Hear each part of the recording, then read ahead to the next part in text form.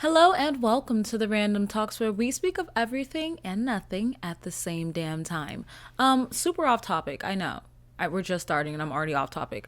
Does anyone else watch the soft white underbelly interviews and is like, damn, I think I do really good on because I was watching one earlier while I was getting ready and I was like, girl, I think I could go on there. I think I have a lot to say, or something that maybe some people of a small group could relate to. But then again, I'm like, what is the title gonna be? Bipolar podcaster comes on the podcast and just talk shit. Like, let me not. I'm not officially diagnosed with BPD.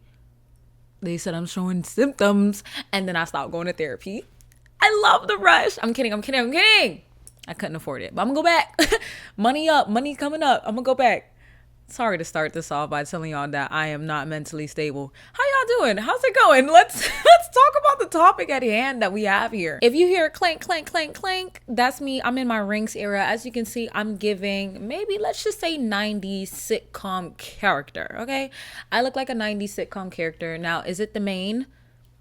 Maybe. Yeah, it could give main character, but I wouldn't mind being like a side character that just slides in. Or a surprise guest. I would not mind being a surprise guest. Hey, how you do? I wouldn't be a good surprise guest. Anyway, so let's just get into it and start with my first segment, shit I found on the internet. And girl, I'm not gonna lie, the shit I found on the internet this time might come for a lot of you bitches. And I mean this with love when I say this. I'm not gonna say anything crazy, but I do see the queer community being a repeated offender to the situationships or friends with benefits to friends. And the debate of whether or not someone can, have had sex, intercourse, or did anything with a friend and then be platonic friends is still up for discussion. Now, feel what you may about the topic. I get it. I'm listening to all sides of the story here. Now, this is another slippery slope. This topic arose in my mind, and then I started doing research because I'm like, there's no way this hasn't been talked about because it's so fucking common in our community. So I was like, let me go to Reddit. Of course, I'm sorry, I did. So I have a statement from Reddit, and then I also have a really good portion from this article that I found online, which I will link below if you want to read it, because I'm not reading the whole thing, girl. I'm just reading a segment. But let me read to you what they said on Reddit. Situationships in the queer community. Does anyone feel like situationships are really common in the queer community? Yes. That was me answering for me. Sorry. 99% of my relationships have been situationships, and I don't find anything wrong with it, but I feel like it's just so commonplace. Not to mention, in most media, queer relationships are also depicted in this way, i.e. Moonlight, Portrait of the Lady on Fire, Mutt, Euphoria, Killing Eve, All of Us Strangers, the list goes on. I thought maybe there's something historical to be said about it. I'd love to hear everyone's thoughts. That comment right there solidified my little brainstorm of whether or not this is actually something that's common. And just because I see people or I have experienced it or my circle that I have around me does it, does not mean that's everyone else. But hearing that bitch say that and then thinking about all the things that they list, I said, oh, okay, wait a minute. Spooky, bitch, because it's spooky, right? So I have this article here and they said whether or not exes can be friends is a topic that gets lots of attention, and the consensus is absolutely not. Classical sitcoms like Friends and How I Met Your Mother portray the pitfalls of being friends with an ex. Whether it's the inability to handle jealousy, cue Ross and Rachel, or being stuck in an endless cycle of getting back together again, Ross and Rachel. But in the queer community, staying friends is a lot more common. The tendency for exes to remain or later become friends in the queer community is so widespread that Rachel Comish aptly named it queer uncoupling, a play on the term conscious uncoupling, which was first coined by marriage and family therapist Catherine Woodward Thomas. Comish defines queer uncoupling as a seeking a better future for the relationship, whatever that may look like for the people involved. The thing I love most about being queer is that there are no rules. When I realized I was queer, I stepped out of the heteronormity-induced fog. Comish wrote for queer newsletter Salty World, possibilities for who I love and how I love them became endless. And 5 years later, I learned that this same concept goes for how I choose to stop loving people. Now that I'm thinking more about the subject, this is just my theory. I'm not the all knowing, all seeing, all knowing big bitch. Okay. I'm not that. But maybe it's because, one, the queer community technically is really not that big. So, and depending on the city that you're in, it's still a small community. So the people that are in the community, maybe like those around you, it's like if you really enjoy this person's energy and you want them in your life still, but not romantically, I can definitely see how that can turn into a friendship and like a bond can be formed. But I have to ask myself, because if it was me, you guys know, pansexual woman, but I'm with a man, a straight man to be exact. I know y'all looking like, what? Yes, girl. So I'm thinking, would I be comfortable with a partner that has a good friend of theirs that they previously had sexual relations or like intimate or romantical relations with? I'm not sure I'd be okay with that. I'm not sure I'd be comfortable with that. And even if I wasn't with my partner now and I was with a woman, or if I was with a non-binary person and they had a friend that they did have romantical relationships with at some point, and they're friends now, I'm just not sure if that's something I could be comfortable with. I'm gonna be honest with you, for real. Now, whether or not that can be like an insecurity thing or like maybe a boundary that I have is definitely up for discussion. But I'm like, girl, y'all used to back. Y'all kissed in a romantical way. You thought about this person in a romantical way. I'm uncomfortable. Like, if you wanted me to off myself in front of your doorstep, just say that then. Just say, oh, girl, I'm sorry for those that might have triggered. But it's like, for real, if you just, if you want me to die, then just say that. Nah, that's too much. That was a joke, guys, just so you know. That was a joke. There might be new people here, so I have to make sure that I say things are jokes just in case you guys think that I'm actually serious. They also provided an answer as to why queer people stay friends after a breakup. There's a reason queer couples may be more likely to choose to remain friends after a split. Within lesbian and queer communities, staying on good terms with those you've dated is more common, largely because the communities are a lot smaller. See? Even in major cities. So, okay, so like, again, the queer community, the lesbian, we don't have much. When you find a sense of community with someone or even with their friends, things of that such, immediately just being like, oh, we didn't work out romantically, let's stop being friends. I could see why that would be there. I believe a problem may arise when it's like, yeah, we're friends, but you know, sometimes when we're drunk enough, we fuck. Like, no, bro, you're not friends. You're friends with benefits at that point. You know what I mean? So, I mean, friends that fuck is a thing, but friends, I mean, like platonic friends. We're talking about platonic friends. Platonic. I had to say that again because, you know, sometimes you guys don't hear me when I say some things. I mean, like, I understand that. I do understand that to a degree, but then I keep bringing back the question of whether or not I would feel comfortable. And I guess in a way I can't apply this to my situation because my partner is a straight man. It would be more understandable if it was like he was asking himself if he would be comfortable with that. But then again, no. I know he'd be like, absolutely. I wouldn't even get it out before he's like, no. Queer community is more powerful, and losing a connection with another queer person may feel like a heavy loss. Queer folks may feel some pressure to be friends with exes to remain harmony within their larger community, or may be actively trying to preserve a meaningful queer relationship in their life. Of course, there are other reasons to stay friends with an ex, like the fact that you still like them, even though the relationship didn't work out romantically. If the connection is healthy but doesn't work in the context of a romantic relationship, you may see meaning and value in preserving your relationship with an ex. Staying friends means you protect an important relationship in your life, even if the context of the relationship shifts. Let's see how to transition from exes to friends. Often the evolution just happens. A few weeks or months after your breakup, you see each other while out, or someone DMs the other an inside jokey meme, and you start talking more. More time goes by, and bam, you're friends. But there are common pitfalls many people make along the way, and the following steps can help you avoid them. Question number 1, are you holding out hope that you can rekindle the romance? Yeah. Baby, if that's you, then it strikes strike 1, you already out. I'm not gonna lie. If you're sitting here like, ooh, Maybe they just need some time. No, they don't. No, they don't. No, they don't. If they wanted you, they would. If they wanted you, they would. How many times do I have to say it? If they wanted you, they would. It's so obvious when someone wants you that they will.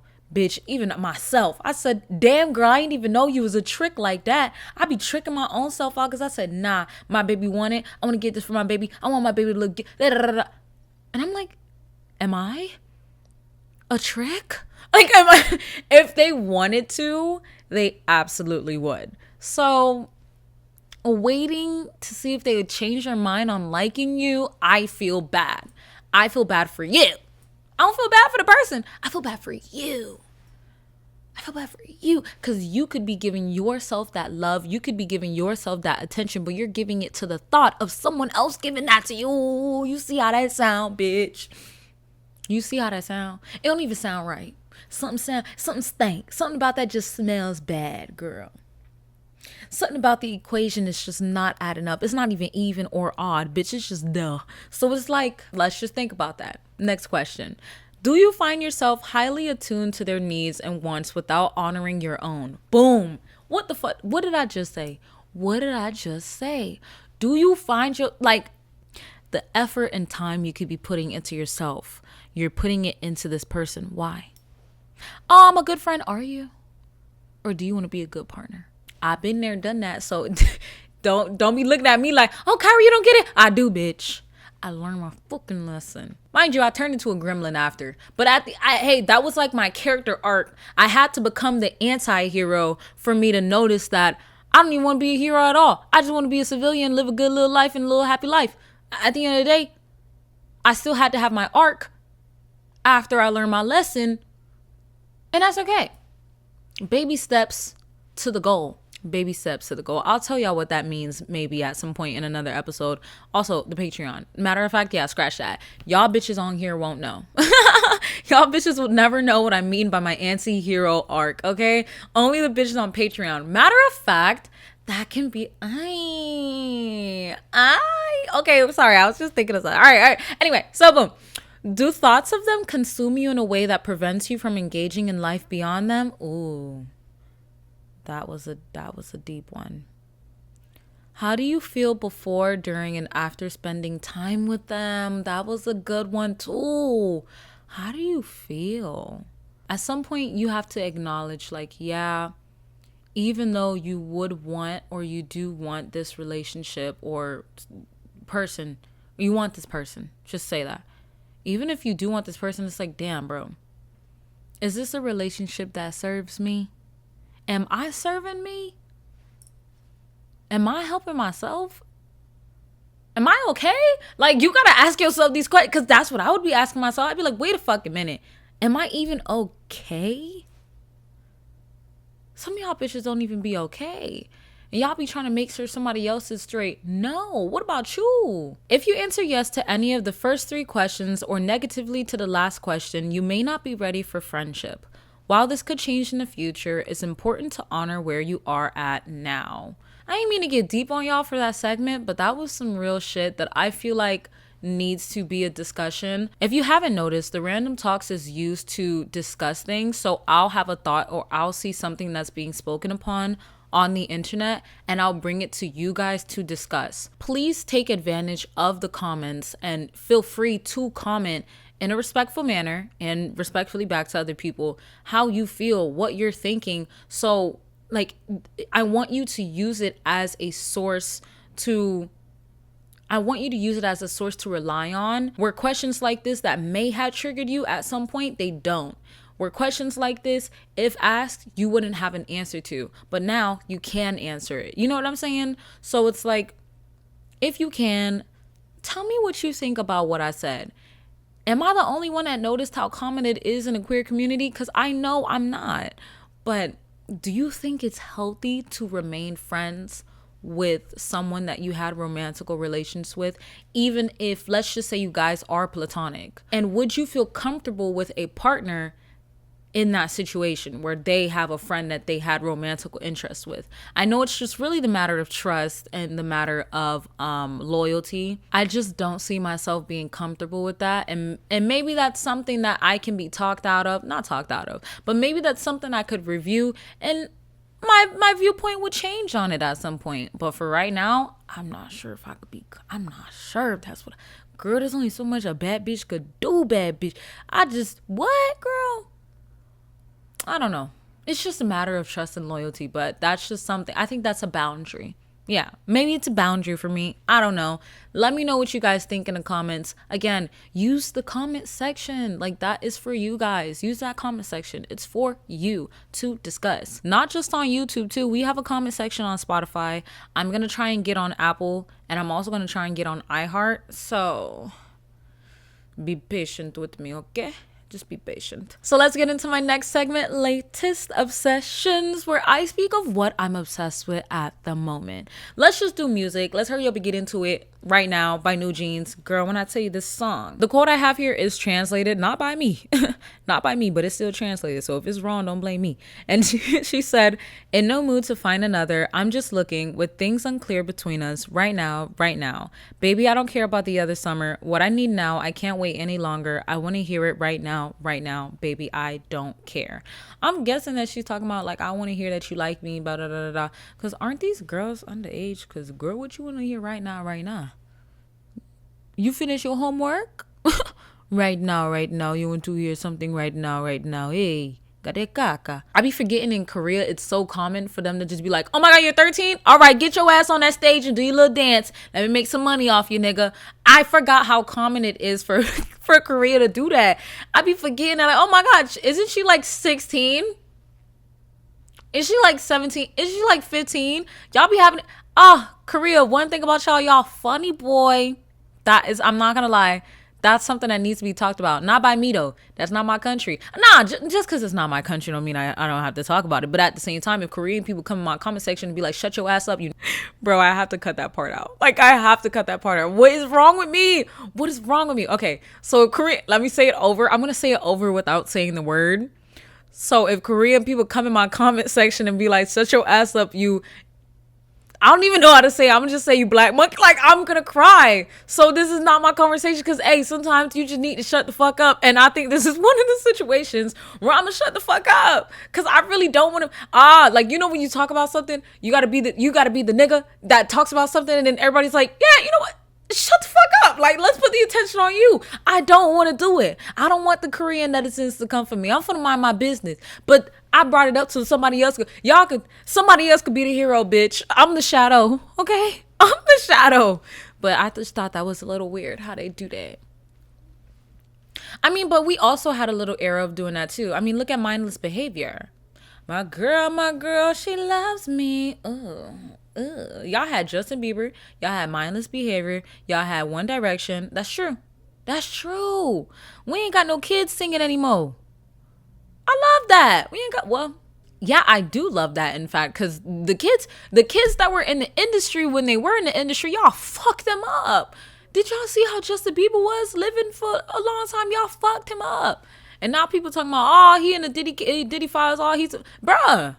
Let the man live. He just had a baby. He's married. He's a grown man. Y'all should be treating him like he's a child, like he's some little boy. Y'all be little broing him. I just give him his fucking respect. I was a believer, if you can't tell. I was definitely a believer. The next song is Smoothies and Snacks by Leah. And they said, here for you night and day. I can make you feel alive. Don't take your love away. I can make you feel all right. All right. Your mind is a drug. Your soul, it lifts me up. I can feel the love inside of me. Yeah. With you, I can't stop. Your heart, it takes me high. That song is smooth like butter. If you want like a little butter song to just add to your chill playlist, that's the song. The last one is Be Mine by Kendressa. I'm just going to say, there you go. Won't you tell me what's on your mind? Keep it coming, keep it coming. Don't you go, darling, give away that love. Give me all that love. Keep it coming, keep it going. Don't you give away that love. Come give that love to me. Boom. So that one is like, it kind of reminded me of Vaporwave. I don't know why. Y'all remember Vaporwave? Y'all would not believe me when I tell y'all the eras that I've had. I was definitely a Vaporwave girl. I was so heavy on the Vaporwave. It's insane now that I think about it. Goddamn. Anyway, next let's talk about my manga. And guys, I did read The Summer Hikaru Died. How do I say this without... I'm going to spoil a little bit. Bro, the fact that his friend died and is not his friend, like it's literally... I don't even, a friend. That's literally like his crush. Imagine, okay, let me back it up. Imagine your crush dies, but they're still here. You understand? So imagine your crush dies, an entity take its body. So it's not your crush. It's a fucking alien spirit body bomb gush lush butter bomb thing that's just gushy inside, and it be sucking up spirits in your village and shit. It's fucking insane. But that artwork, girl, yeah, that artwork, I was like, oh girl, this is beautiful as fuck. I really think it's a beautiful manga. Definitely not for everyone. I will say, if you're not good with gore, one, that's not for you. If you're not good with just the psychological aspect of it, I will say it's a bit heavy. Don't say I didn't warn you. You're gonna read that and I told you it's a little heavy, and then you be like, oh, Kyra, you didn't specify it was that bad. I told your ass. Why? Exactly. You see what I'm trying to say? So thank you to the person that recommended that. I'm almost finished reading it. I also started reading oh, let me tell y'all about this thing. Wait a minute. Let me tell y'all, it's called The Saint's Secret Night. Somebody else recommended that, and I said, oh my gosh, okay, I guess I go and read it because it looked good. Girl, it's a smut. I'm reading. I said, oh my gosh, like imagine you just a saint, and one day you turn of age and they capture you and they give your parents two milli. And I said, oh damn girl, like what happened to her? And then you get to the church. It turns out the whole time the girl, she's a saint, but her body gets possessed by this like succubus basically, and she just be fucking everybody in the church. I said, what the fuck? Who the fuck recommended that? Who put this on the list? I put it on the list because I seen somebody recommended it. I looked at it. I started reading it. I said, oh my God, why would they recommend this? This is good. Nah, I can't be sharing smut with y'all. No, I have to keep it professional. Well, if you got any good stuff, because this one is okay. Like that one's okay. Like I need a good smut with a good story. Like this one is okay. Like I can read it. Okay. The pictures are pretty. Like okay, you know. Act like I ain't say this, but if you have some good smut to recommend, girl, I need story plot. I need it to be good. There was this one, what is it called? Harem? It's this, okay. Years ago, I know y'all looking like, wait a minute. Years ago, Kyrie, you were underage. Mind your business. I know. You're a victim. Yeah, I get it. Whatever. So there was this harem manga that I was reading. I don't remember the name, but it was like this one guy, and he had all these girls, like they was bad, and they was all living in a house together. I think one of the girls played piano. I need to go and find that because it was just so pretty. But I think the story was so toxic. I was like, what the fuck is going on? I was like, what is this? What is the material? If y'all know what I'm talking about, it's like a black and white manga. Like it's a manga, not a manhwa. It's a manga. So if you guys can, or you know what I'm talking about, give it to me. It's a smut, girl. It's a smut. But I need something with a good plot. I need something with something good. Don't just show me like this one's all right. This one's okay. It's like they just got to the point and showed the smut, and I'm like, okay, like I guess, bro. But you know, give me some. What Nikki said, get this shit wet first. Get that shit wet first. Like, bro, don't just give it to me raw. I need some good shit. Pause. Why would I pause? I know exactly what I was trying to say. Ain't no pause in that. The last recommendation I have is a movie. Girl, this was my first time watching it, and I've known about the movie, but you know, I got inspired by a certain character that I will not name his fine ass. Respectfully fine ass. Oof. Aaron. You know that nigga with the pretty blue eyes and an older wife. Oof. I say, even in the movie, you have a thing for older women. This is just, I said, that's just ridiculous. Let me stop. That's not even funny. I'm sorry. It's called Anna Karenina, and I hope that's how you say the last name. So the movie starts off with this woman, right? And she's a sister to a man that is cheating on his wife. His wife said, oh, nah, fuck you. And so the brother is like, oh, sis, come in, like, trying to help me save my marriage because I couldn't keep it in my pants and I couldn't lock in and be a good, loving, loyal husband. And so she come over there and she's like, oh, that's your man. You should be with him. Like, life won't be great with, like, it's your for love. Do it for love. Da, da, da, da. Boom, right? So while she's there, there's this other girl. I don't know if she's like a cousin or I don't remember. But there's this other girl and there's this guy. And they real flirtatious. They real nice. Da, da, da, da. But she come in a room. The guy see her and he's like, girl, fuck this little ass girl. I want that grown ass woman. And she said, oh, no, I'm a married woman. Mind you, she's married with kids. Not kids at the time. Married with a child. She got a son, right? Husband back at home with the baby. So boom. So she's like, oh no, like stop. Like, I'm a married woman. Don't do that. Like, you can tell she's trying to ignore the advances. She's trying. Because one thing about me, I would have deaded that immediately. She was definitely behaving in a way that I would consider, I don't even know. Is that micro cheating? Because the way, like, he was looking at her a type of way, she was ignoring his advances. Like, she was looking away, blah, blah, blah, blah. But then she did this dance with the guy at the ball, and it was like extended. Like, you're supposed to be switching partners and stuff like that. Everyone else is switching partners except her. She's staying with this man because they dance and they having a nice little intimate, like, romantic dance. And I'm like, girl, that's not even micro cheating. Like, I think that's cheating.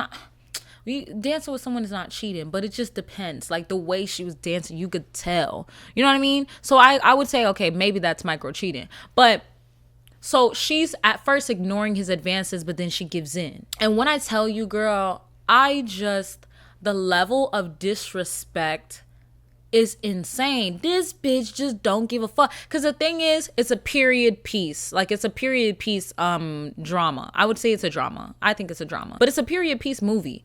And you guys know how it was back in high society and the da-da-da-da. Like, you were walking on eggshells, basically. This girl just didn't give a fuck. Everybody would notice the way that she would look at him, the way that he would, like, follow her around, and how they'd always end up at the same places with each other, talking and stuff like that. And I'm like, bitch, have you no fucking decorum? Mind you, her husband, he's, like, in this high placement. Listen, I'm not gonna lie to you. I didn't understand the movie at the same time. So if I'm wrong, please correct me. Let me just say that now. But his position was, like, really high, and he was helping the country. And so people were like, you got this good man, and you over here playing with this little boy? This little soldier? Hello? So she cheat on her husband, and she get pregnant. And then have the audacity to go and tell her husband. Her husband said, okay, let's go to bed. Ba-da-da-da-da. Boom, right? They going to bed, he gonna whip out the condom. The condoms, it's in a little box, because back then they used to reuse condoms because they were so expensive. So he was reusing them, he would put it in the box. He wouldn't go and reach to the box. She said, I can't. Mind you, at this point, they both know. She was like, I can't. I'm his wife now. I was like, bitch, I would throw up on you. Not even in my fucking mouth. Like, I wouldn't even hold that shit back. I just fucking throw up on you. How the fuck you in my bed? You woke up, ate my food. You in my clothes that I bought for you. And you talking about, I'm not saying you have to put that pussy on me because I'm your husband. But you have a husband and you dare tell me I can't because I'm his wife now. Because you cheated. I'm with child. You're with child? That nigga had to walk out the room and just sat down and started staring into the fucking abyss. He was like, what the fuck did I do for you to treat me this way? Like, what did I do for you to be so cruel? And then I was genuinely thinking, I was like, what did he do for her to, like, that was just cruel. First of all, you go and you commit adultery. Everyone in high society knows. People coming at me at work telling me, hey, like, your wife is out here cheating with this man. Like, embarrassing. First of all, you embarrass me in front of high society. Boom, right? And then on top of that, you gonna come and tell me that's my husband. What?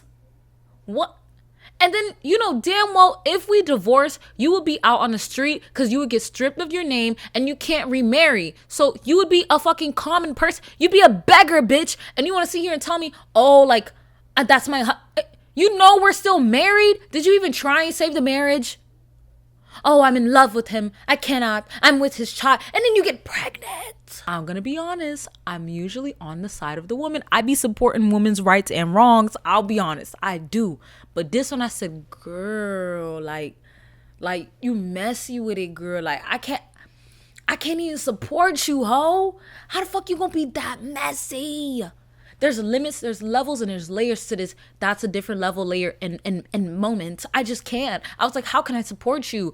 You have your child. You know damn well if we divorced, you would never see your son again. And I get it, being in love. Love makes you do all types of crazy shit. But it's like you have a child. Like there are responsibilities. It's not just you now. And I know at the time, she probably didn't even want to get married to that man. It's just so happened that she needed to get married. Her parents were sending her off. She needed to get married. You're going to get married. He's a good man. He has money. Blah, blah, blah, blah. I get it. But it's like, I definitely believe her actions were selfish. And then in the end of the movie, she going to go and jump in front of the train. I said, girl, what the fuck? All that shit for nothing. All of that for nothing. And then in the end of the movie, the husband still takes the child and raises another man's child with his son. I said, this man is actually an angel. Like, it's insane. I know he probably isn't the best. He probably wasn't like the best husband. But for him, like, you can definitely tell that he cared for her. Even after death.